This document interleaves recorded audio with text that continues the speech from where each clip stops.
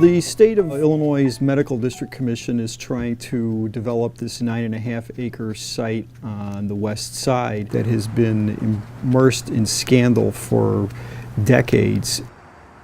The developer they've chosen is Jack Higgins, who's a friend of the Daley family, and Mr. Higgins owes the IRS $2.9 million.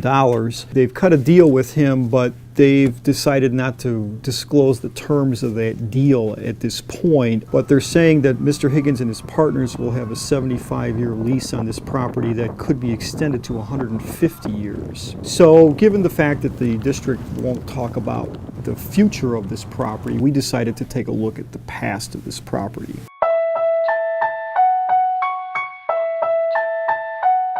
Back in 1959, Governor Stratton sold the lot to the Chicago Medical School for a little over $200,000, with a caveat that the land had to be used for medical purposes, and that if it ceased being used for medical purposes or it had become abandoned for more than a year, the state could take the property back under what is known as a reverter clause.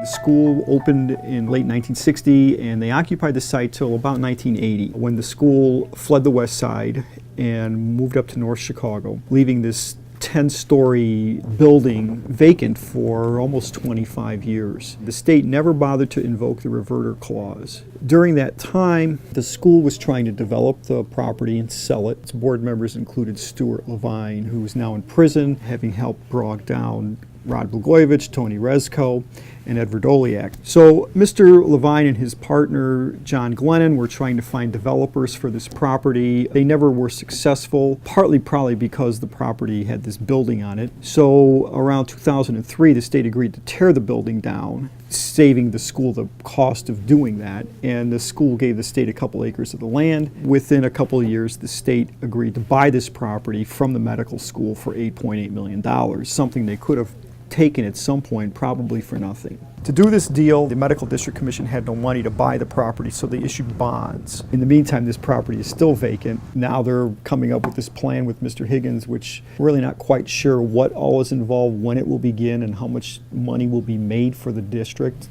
For some reason, they don't want to tell us that.